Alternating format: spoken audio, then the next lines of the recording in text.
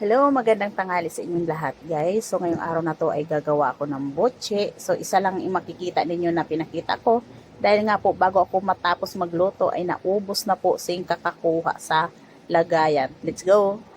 Hello, magandang umaga sa inyong lahat guys. So ngayong araw na to ay gusto kong magluto ng botche.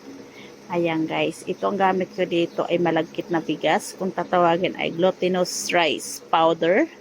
Ayan, so syempre alalay lang sa paglagay ng tubig. Kung bakit ganito ang nangyari kasi nauna ko na nalagyan siya ng tubig bago ko na ipakita ang video.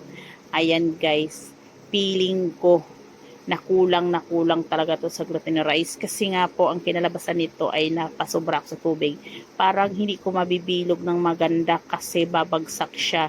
So itry ko muna ng isang bilog lang na gagawin ko. Ang mangyayari nito, pag once bumagsak, pag bilog ko, ibig sabihin ay nasobrahan siya sa tubig. Siyempre, gagamit ako dito ng chocolate. Ayan, siyempre, ayan.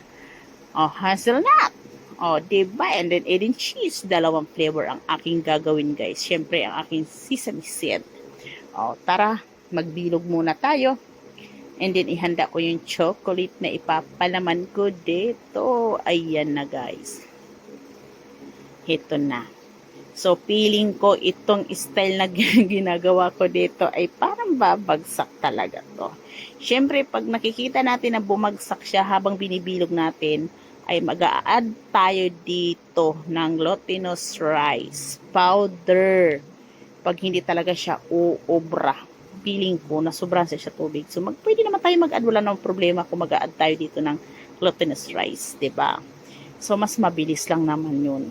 Walang problema, guys.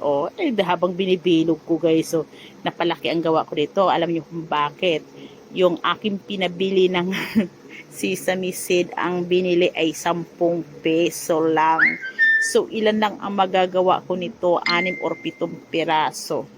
Pero, sige lang, guys. Go ng go lang hanggat magagawa natin. Ito na guys ang aking chocolate flavor. Parang nagkalat pa yata pero okay lang yan.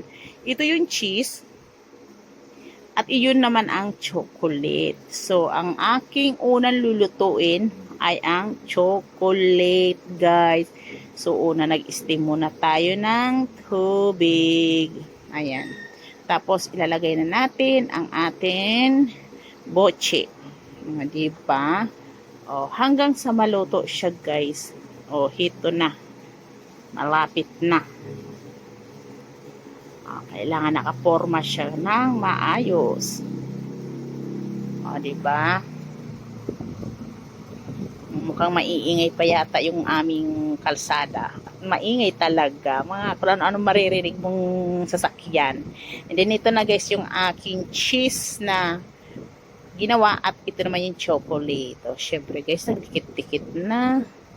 Ayan. So, parang napalaki yata ako. Ito guys, ito na. Paikot-ikot. So, syempre, parang hindi siya masyado dumikit guys. Medyo na dry yata yung ibabaw. So, kailangan basain muna ng tubig ng konti para dumikit yung sesame seed bago natin iprito.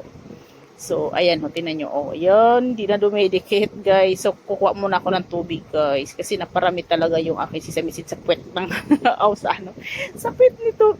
I mean, sa pagbilog sa ilalim. Puwet talaga, sorry. So, mali na naman ako, guys. Ito na.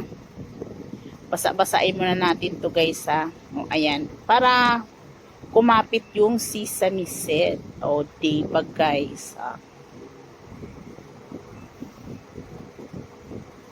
Ayan, lagyan natin, pabilog-bilogin, basa. Ayan. So, okay na to, pwede na to.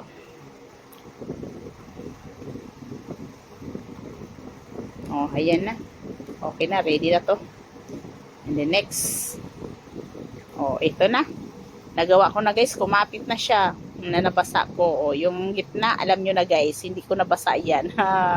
Ito na, ipiprito na natin guys. Ayan, nagugutom na gusto ko ng kumain guys. Ito na. Ito lang nagawa ko sa sesame seed ko. Ito lang kasya, pero okay na to. Ay, sarap.